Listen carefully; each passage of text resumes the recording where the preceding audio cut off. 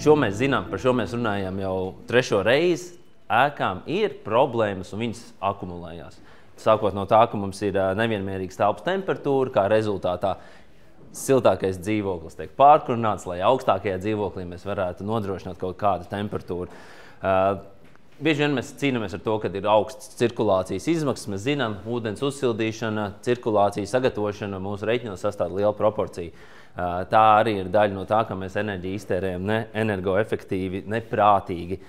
Ir augsts no galsienām, ja nedod Dievs, kā Ģirds min, ir pelējums parādās, ja ir mitrums, mums nav šī ventilācija nestrādā dzīvokļos, mēs jūtamies nekomfortabli, tāda vide nav droša.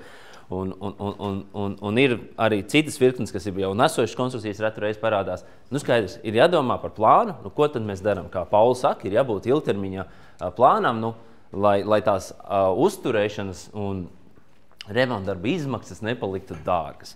Jautājums ir tāds, vai šo laikā, ko šī māja ir uztaisīta, mēs esam jau par to plānveidīgi darījuši. Visbiežāk nē, bet 2 slaidi, nošķirot 2 ceļus, tātad ēkas remontdarbs, es vienkāršiem vārdiem cenšos viņu skaidrot, ir darbs, kas tiek veikts, lai atjaunot, uzlabot vai saglabot ēkas stāvokli. Nu, bieži vien tas var būt gan kosmētisks remonts, kā aizķipināt ciet kādu nodrupušu ķieģeli, vai nokrāsot kādu pamatu vai kāpiņu telpu, līdz tie var būt būvkonstrukciju atjaunošana, piemēram, jumta seguma nomaiņa, pamatu stiprināšana, galdsienas siltināšana, kā ļoti daudz māju mums ir darīts. Un tad ir arī tādi inženiertehniskie pasākumi, kā stāvvadu mājiņu, viss, kas ir nolietojies. Un tad ir tā otra daļa, kas, kāpēc man negrib, tāpēc, ka man bija šitā. Un tad otra daļa, kas ir pasākumi, arī principā remontdarbi, bet kas jau dod ekonomiju. Un ekonomiju mēs bieži vien saprotam ar to, ka samazinās mums siltumenerģijas patēriņš. Nu, lūk, un tad tie bieži vien ietver kā siltināšanu, kažoku uzvilkšanu mājai, jumts, fasādes, grīdas, pagrabos mēs siltinām, tad ir logs un dužas, to mums vienkāršāk izdarīt, to mēs mainām apkurs sistēmu no stāvvadiem līdz radiatoriem, termostatiem, alokatoriem, tie visi dod ekonomiju, jo bieži vien pagrabos tās caurules arī nav siltināts, ventilācija, apgaismojums, tie ir visi pasākumi, kas mums dod kaut kādā mērā šo enerģijas ietaupījumu. Smalkāks reiķins, idejiski tas pats, ko Ģirds saka un rāda, nu tad mums ik mēnesi mēs saņemam par ēkas uzturēšanu reiķinu. Un kam es vēršu uzmanību ir tas, kad tad šajā pozīcijā parādās uzkrājums nākamo periodu remontdarbiem. Un šeit tad ir 50 kvadrātmetru dzīvoklis, 48, un viņi veic uzkrājumu 15 centi par kvadrātmetru. Nu, kas mēnesī ir nepilni 7 eiro, mājas kopējā kasītē iekrīt. Un tad mēs skatāmies, ka, protams, tā lielākā pozīcija veido, tas ir decembris, tā ir apkure, kas uz kvadrātmetru apkure ir 2,20, jeb 110 eiro uz dzīvokli. Un ja mēs šos 12 rēķinus saskaidām pa gadu kopā, un to kopējo summu, kas ir šajā gadījumā, te ir 280 eiro par decembri, tad pieņemot stāstu, kad mājā ir 3 dzīvokļi, lielāks, 60, 70 kvadrātmetri, ir tas 45 kvadrātmetri, kad dzīvoklis un 35. Mēs to visu katram dzīvokļu tipam summu sadalām uz 12. Uz mēnešu mēs iegūstam, ka vidēji, ja mēs ņemam to vidējo scenāriju, katru mēnesi par dzīvokļu uzturēšanu ar šo mazo remontdarbu uzkrājumu mums ir 145 eiro mēs maksājam. Protams, ziemā dārgāk, vasarā mazāk. Bet mēs esam pakļauti visiem šiem riskiem, ko es minēju pirmajā slaidā. Nu, tad ir šie remontdarbi, vai avārijas darbi, kas gribot, negribot vienā brīdī klauvē aiz stūra. Šis stabiņš principā veidojās šeit apakšā ir koplietošanas elektroenerģija, ūdens un kanalizācija, atkritumi, apkura un cirkulācija, karstais ūdens, ieguldījums mājas remontdarbiem un arī apsaimniekošanas maksa. Un tad mēs skatāmies uz to scenāriju. Nu, teorētiski, tad, ja mēs turpinām maksāt to 0,15, ko tad mēs iegūstam, ko mēs ieliekam tajā kopējā kasītē? Ja mājas izmērs šajā gadījumā varbūt pat lielāks nekā varbūt vidēji Vidzemē, te būtu 3200 kvadrātmetri, tad reiķinamies, ka katrs dzīvoklis samaksā šo nelielo summu, un mēnesī mēs ieliekam 480 eiro, jeb gada laikā mēs ieliekam 5800 eiro. Tas ir daudz vai maz? Maz, vai ne? Nu, ir maz, ja mēs skatīsimies tālāk nākamajā slaidā, ko mēs vispār par to naudu varam izdarīt. Mans piedāvājums ir skatāmies scenāriju, ja mēs to darām jēgpilni un liekam to eiro. Nu, tas būtu pats minimums, ar ko vispār būtu sākt rēķināties, nu, tad, lai to ēku plānveidu varētu sākt sakārtot. Nu, tad, protams, tas cipars gada griezumā jau ir daudz nopietnāks.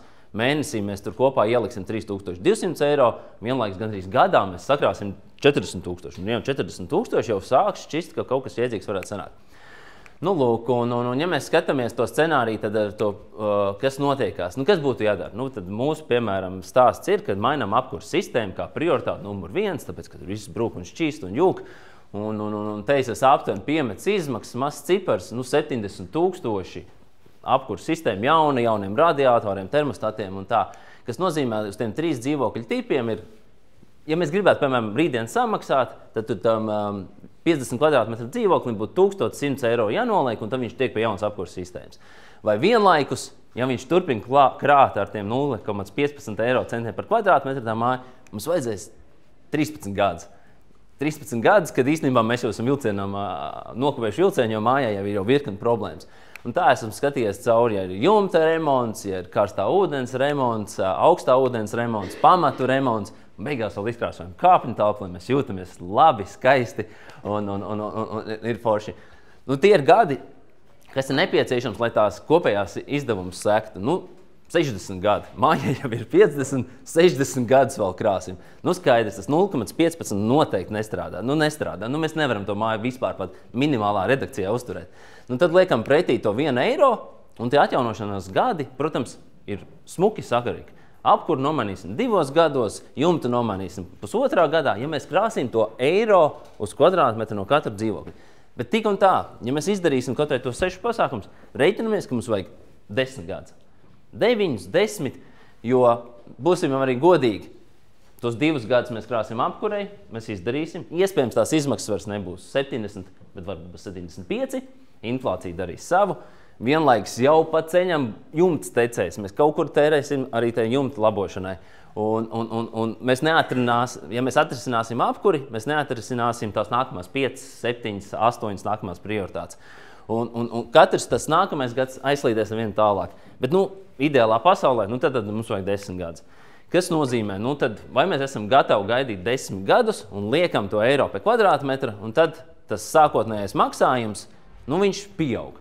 Un pieaug dzīvoklim šādā apmērā. Ja maksā 0,15, tad vēl 85 eiro centus pieliekam klāt, un tad saprotam, vai mēs esam kā dzīvokļu īpašnieki gatavi maksāt katru mēnesi 33 eiro un gaidīt 10 gadus, ar domu tādu, ka 10 gadu laikā mēs atrisināsim tās galvenās virkni problēmas. Tur pat īstenībā nebija fasādes siltināšana, jo tur bija nu, tādas, kad tad izdarām to minimumu. Un enerģijas patēriņš šajā gadījumā gandrīz nesamazināsies, jeb samazināsies par kripatiņu. Nu, lūk.